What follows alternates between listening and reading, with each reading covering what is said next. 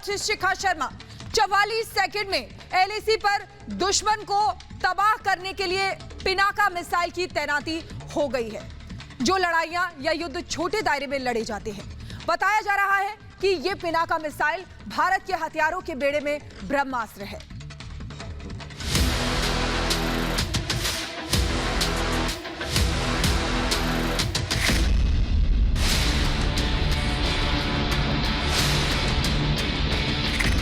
LAC पर तैनात भारत का ब्रह्मास्त्र। बॉर्डर आया पिनाका ड्रैगन चौका।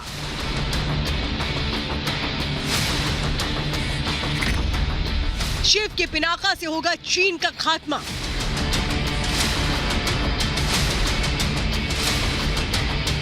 चीन को मुंहतोड़ जवाब देने के लिए, बेलगाम ड्रैगन पर लगाम लगाने के लिए और शी जिनपिंग को सबक सिखाने के लिए भारत ने लाइन ऑफ एक्चुअल कंट्रोल पर एक ऐसा ब्रह्मास्त्र तैनात किया है जिसने जिनपिंग की नींद उड़ा दी है।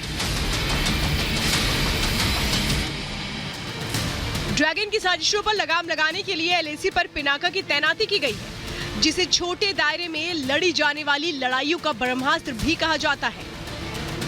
इस वक्त मेरे पीछे देख रहे हैं Pinaka multi barrel rocket launcher और साथ ही Smerch multi barrel rocket launcher, जिन्हें लाइन ऑफ एक्चुअल कंट्रोल पर डिप्लॉय किया गया है।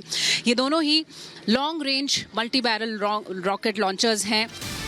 एक साथ 72 रॉकेट दागने की क्षमता रखने वाले पिनाका रॉकेट लॉन्चर की तैनाती ने चीन के होश फाख्ता कर दिए हैं। तबाही मचाने वाले इस हथियार की तैनाती से चीन की विस्तारवादी नीति को आगे बढ़ाने के लिए एलएसी पर खड़ी रेड आर्मी में खलबली मचा दी है। बोफोर्स की तैनाती के सिर्फ एक दिन बाद पिनाका को तैनात कर भारत ने साफ कर दिया कि हर हालात से निपटने के लिए भारत पूरी तरह से तैयार है। आपको बता दें कि भगवान शिव के धनुष के नाम पिनाक के नाम पर रखे गए इस पिनाका मिसाइल को भारत में ही बनाया गया है। पिनाका की बात करें तो ये भारत में ही बना है और इसकी क्षमता लगभग 75 किलोमीटर तक की है, यानी ये 75 किलोमीटर तक की रेंज तक अब निशाना साध सकता है और कुछ ही सेकंड्स में मल्टीपल रॉकेट्स लॉन्च कर सकता है। और अगर स्मर्च की बात करें तो स्मर्च 90 किलोमीटर से ज़्यादा की रेंज वाला लॉन्ग फायरिंग वेक्टर है और इसे भी लाइन ऑफ एक्चुअल कंट्रोल पर डिप्लॉय किया गया है। आगे हम आपको बताएंगे कि पिनाका की वो कौन सी खासियत है जिसने चीन की नींद उड़ा दी है। उससे पहले जरा जान लीजिए कि चीन से निपटने के लिए एलएसी पर भारत से कैसी तैयारी कर रखी है। चीन से निपटने के लिए भारत ने पहली बार एलएसी पर K9 वज्र तोप तैनात की है। इसके अलावा Sukhoi 30S, upgraded MiG-29, Apache, Chinook, M777 तोप, हेरोन टीपी ड्रोन, बोफोर्स तोप की तैनाती की गई है और इन हथियारों के साथ पिनाका रॉकेट लॉन्चर की तैनाती से भारत की ताकत कहीं ज्यादा बढ़ गई है। अब जरा समझिए पिनाका की वो कौन सी खूबियां हैं जिसने बीजिंग तक खलबली मचा दी है। छोटे दायरे में लड़े जाने वाले युद्ध में ब्रह्मास्त्र साबित हो सकती है। पिनाका रॉकेट का MK1 वेरिएंट 45 किलोमीटर दूर के टारगेट को आसानी से मार गिरा सकता है। MK2 पिनाका रॉकेट 90 किलोमीटर लंबी, MK3 पिनाका रॉकेट 120 किलोमीटर तक किसी भी टारगेट को गिरा सकता है। पिनाका 44 सेकंड में 77 रॉकेट दागने में सक्षम है। दुश्मन के बंकरों को भेदने के लिए सबसे शानदार हथियार माना जाता है। ये लॉन्चर जो मेरे पीछे है वो स्मर्च गाड़ी है, जो कि इंडियन आर्टिलरी के लिए बहुत सिग्निफिकेंट वेपन है। इसमें 12 ट्यूब्स का एक क्लस्टर दिया गया है, जो कि 12 रॉकेट्स को 40 सेकंड के अंदर अंदर फायर कर सकता है। पिनाका की ये वो खासियत है जिसके बारे में जानकर जिनपिंग की नींद उड़ गई। ड्रैगन एलएसी पर अपनी नजर गड़ाए हुए है, लेकिन भारत ने भी एलएसी की सुरक्षा के लिए घातक हथियारों को तैनात कर चीन को ये साफ संकेत दे दिया है कि भले ही उसके सिर पर 62 के जंग में मिली जीत का नशा सवार हो, लेकिन इस बार चीन ने किसी तरह की गुस्ताखी दिखाई तो भारतीय फौज पूरी ताकत के साथ मुंह तोड़ जवाब देगी। Bureau report, Republic Bharat.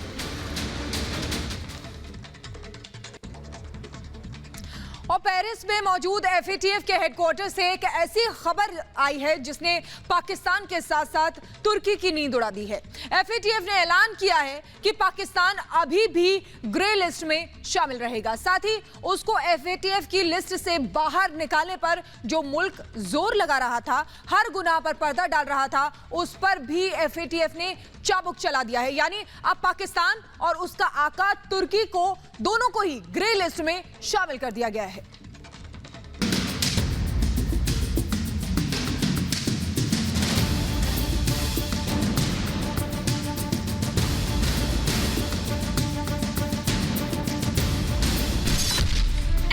FATF की ग्रे लिस्ट में पाक का आका।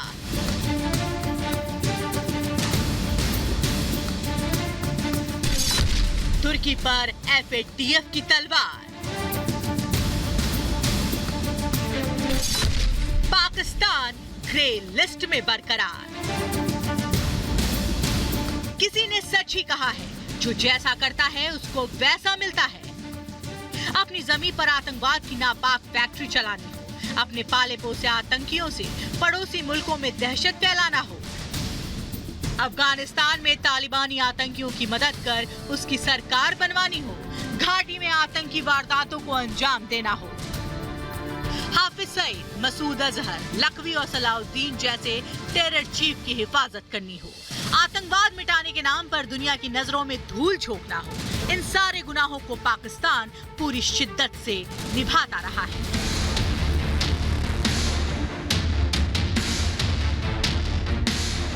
लेकिन पाकिस्तान की यही कारगुजारी अब उसके लिए सबसे बड़ी मुसीबत बन गई है।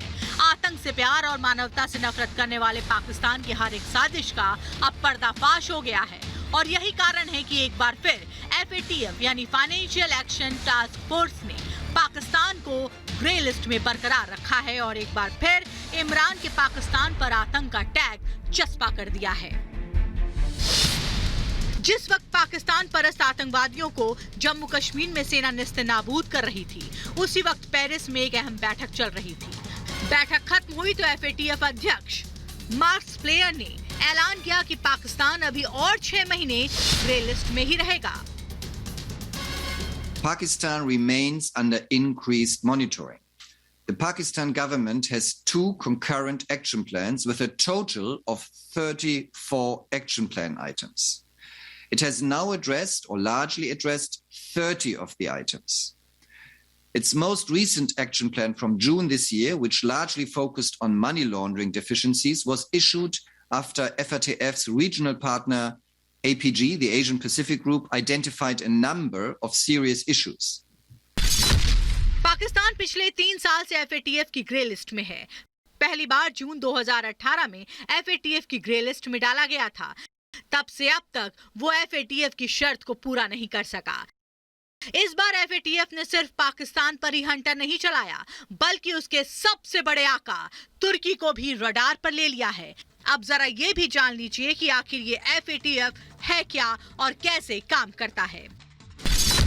फाइनेंशियल एक्शन टास्क फोर्स यानी FATF एक इंटरनेशनल निगरानी निकाय है, जिसे फ्रांस और राजधानी पेरिस में G7 समूहों के देशों ने साल 1989 में बनाया था। इसका काम अंतर्राष्ट्रीय स्तर पर मनी लॉन्ड्रिंग और आतंकवाद के वित्त पोषण पर नजर रखना और कार्रवाई करना है। FATF के निर्णय लेने वाले निकाय को FATF प्लेनरी कहा जाता है। इसकी बैठक 1 साल में 3 बार आयोजित की जाती है। FATF इमरान के गुरु रजब तैयब एर्दोगान के मुल्क तुर्की को भी आतंकवादियों को पालने के आरोप में ग्रे लिस्ट में डाल दिया है। इसके बाद तुर्की के राष्ट्रपति रजब तैयब एर्दोगान के पैरों तले जमीन खिसक गई। मुस्लिम देशों का खलीफा बनने की चाहत में एर्दोगान ने काराबाग से लेकर सीरिया और अफगानी संगठनों की मदद की, हथियार और टेरर फंडिंग के भी आरोप लगे हैं। इसी के चलते इस बार FATF ने तुर्की को भी अपने रडार पर ले लिया है। Turkey needs to show it is effectively tackling complex money laundering cases and show it is pursuing terrorist financing prosecutions in line with its risks and prioritizing cases of UN-designated terrorist organizations such as ISIL and Al-Qaeda. FATF की grey list में शामिल होना पाकिस्तान के साथ तुर्की के black future की full guarantee है। तुर्की को भी अब पाकिस्तान की तरह अंतर्राष्ट्रीय मुद्रा कोष, विश्व बैंक और यूरोपियन संघ से आर्थिक मदद मिलना भी मुश्किल हो जाएगा। पहले से ही कंगाली के हाल में जी रहे तुर्की की हालत और खराब हो जाएगी।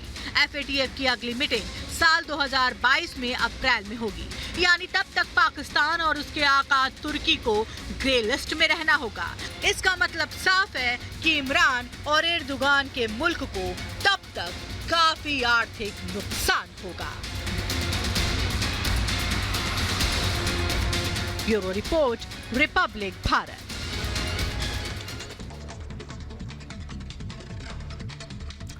और इस वक्त आतंकिस्तान के वजीर आजम इमरान खान को चौतरफा मार और बेइज्जती झेलनी पड़ रही है। एक तो वो पहले ही एफएटीएफ की ग्रे लिस्ट के चाबुक से करा रहा है, तो दूसरी तरफ अफगानिस्तान के पूर्व उपराष्ट्रपति ने पाकिस्तान का पूरा लेखा जोखा जारी करके विश्व समुदाय के सामने उसकी सारी हकीकत रख दी है। क्या ब्यौरा जारी किया है अमरुल्लाह सालेह ने, देखिए।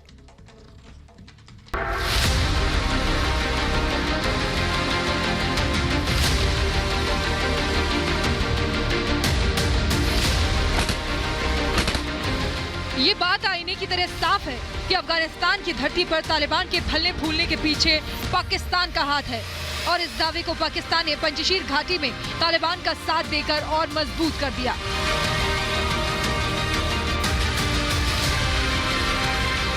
अफगानिस्तान की राजधानी काबुल में जैसे ही तालिबान के नापाक कदम पड़े, वैसे ही पूर्व उपराष्ट्रपति अमरुल्लाह सालेह ने तालिबान की गुलामी स्वीकार करने से इनकार करते हुए अफगानिस्तान छोड़ने की बजाय पंजशीर घाटी से तालिबान को चुनौती दी।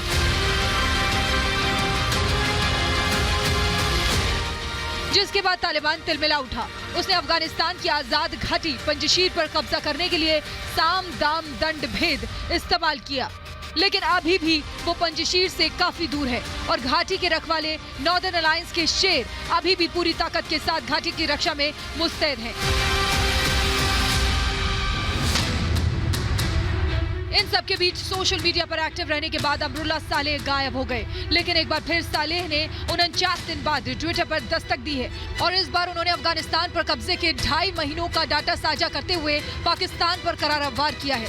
सालेह ने आरोप लगाया है कि तालिबान ने नहीं बल्कि पाकिस्तान ने अफगानिस्तान पर कब्जा किया है। उनका इशारा तालिबान और पाकिस्तान की पुरानी दोस्ती की ओर था। सालेह ने ट्वीट कर पाकिस्तान के अफगानिस्तान पर कब्जे के 2.5 महीने बाद के नतीजे शेयर किए। सालेह ने लिखा, अफगानिस्तान में कब्जे के बाद से जीडीपी में 30% की अनुमानित गिरावट दर्ज की गई। गरीबी का स्तर 90% हो गया है। शरीयत के नाम पर महिलाओं को घरेलू गुलामी मिली। सिविल सर्विस डाउन हुई है। प्रेस, मीडिया, अभिव्यक्ति की आजादी पर रोक लग गई है। शहरी मध्यम वर्ग चले गए और बैंक ठप हैं।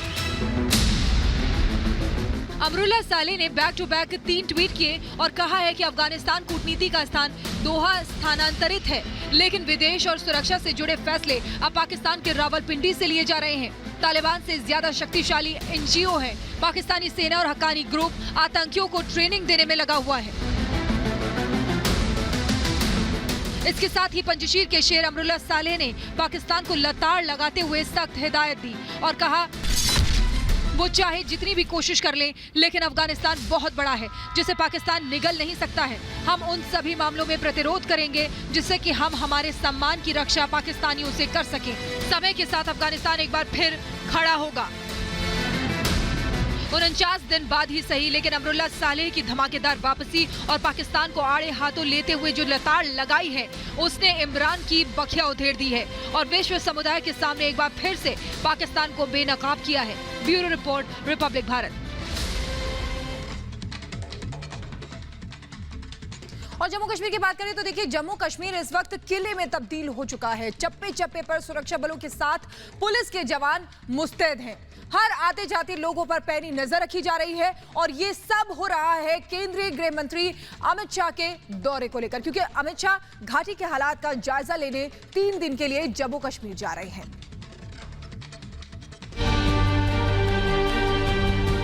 जम्मू कश्मीर की सुरक्षा और आम नागरिकों पर बढ़ती आतंकी घटनाओं के बीच केंद्रीय गृह मंत्री अमित शाह का 3 दिवसीय दौरा शुरू होने जा रहा है। शाह के दौरे से पहले जम्मू कश्मीर में सुरक्षा व्यवस्था को बढ़ा दिया गया है। पूरा श्रीनगर किले में तब्दील हो गया है। गृह मंत्री अमित शाह अपने 3 दिवसीय दौरे पर जम्मू कश्मीर पहुंच रहे हैं और जम्मू कश्मीर में सुरक्षा व्यवस्था किस तरीके से चाक चौबंद की गई है, इस समय हम आपको वो दिखाने जा रहे हैं। इस समय हम मौजूद हैं लाल चौक के आगे जो फ्लाईओवर बटमालों को जोड़ता है, उस फ्लाईओवर के ऊपर आप देख सकते हैं यहाँ की सुरक्षा व्यवस्था। यहाँ पर इस समय JNK पुलिस के जवान मौजूद हैं और साथ ही साथ आर्मी के जवान इस समय मौजूद है। यहाँ पर चेकिंग की जा रही है, गाड़ियों को रोका जा रहा है। गृह मंत्री के जम्मू कश्मीर के दौरे को लेकर सुरक्षा के पुख्ता इंतजाम किए गए हैं। चप्पे चप्पे पर सुरक्षा बलों की तैनाती की गई है। साथ ही कई जगहों पर हाईटेक ड्रोन, स्पीड पोस्ट और स्नाइपर्स के जरिए भी निगरानी रखी जा रही है। जम्मू कश्मीर में सुरक्षा व्यवस्था चाक चौबंद इस समय नजर आ रही है। इस समय हम मौजूद हैं कश्मीर के एमए रोड पर। यहाँ से जो भी गाड़ियां निकल रही हैं उन गाड़ियों की चेकिंग की जा रही है। जो भी बाइक सवार निकल रहे हैं या फिर ऑटो में लोग बैठकर निकल रहे हैं, जरा भी पुलिस के जवानों को या फिर सेना के जवानों को संदिग्ध नजर आ रहा है उसकी चेकिंग जरूर की जा रही है। आप मेरे पीछे देख सकते हैं ये जेके पुलिस के जवान भी है और आर्मी के जवान भी इस समय यहाँ पर मौजूद है और पैनी नजर बनाई हुई है हालात को लेकर। जम्मू कश्मीर में आईबी, एनआईए, सेना, सीआरपीएफ के सीनियर अधिकारी इस समय कैंप कर रहे हैं, जो हर एक इंटेलिजेंस इनपुट को मॉनिटर कर रहे हैं। हम देख रहे हैं पिछले कई दिनों में कश्मीर में टारगेट किलिंग को अंजाम दिया गया है और उसको लेकर के हालात इस समय कश्मीर में और जम्मू में भी तनावपूर्ण बने हुए हैं। लिहाजा गृह मंत्री अमित शाह का ये जो दौरा है वो बेहद खास है, बेहद महत्वपूर्ण है, क्योंकि सुरक्षा के हालात को लेकर के समीक्षा बैठक तो की ही जा रही है, लेकिन साथ ही साथ क्योंकि पर्यटक बहुत ज्यादा तादाद में पहुंच रहे हैं तो उसका मुद्दा भी इस बैठक में महत्वपूर्ण रहने वाला है। फिलहाल जो तस्वीरें मैं आपको दिखा रही हूँ सुरक्षा व्यवस्था की तस्वीरें हैं। आप देख सकते हैं आने जाने वाले लोगों से पूछताछ की जा रही है। अमित शाह 23 से 25 अक्टूबर तक कश्मीर में रहेंगे, जहां 23 अक्टूबर को वो कश्मीर में सभी राजनीतिक दलों की डेलीगेशन समेत स्थानीय सोशल संगठनों और व्यापारिक संगठनों से मुलाकात करेंगे। जबकि 24 अक्टूबर को जम्मू में बीजेपी की रैली को संबोधित करेंगे और 25 अक्टूबर को गृह मंत्री अमित शाह श्रीनगर के SKICC में एक पॉलिटिकल रैली को संबोधित करेंगे। Bureau report, Republic Bharat.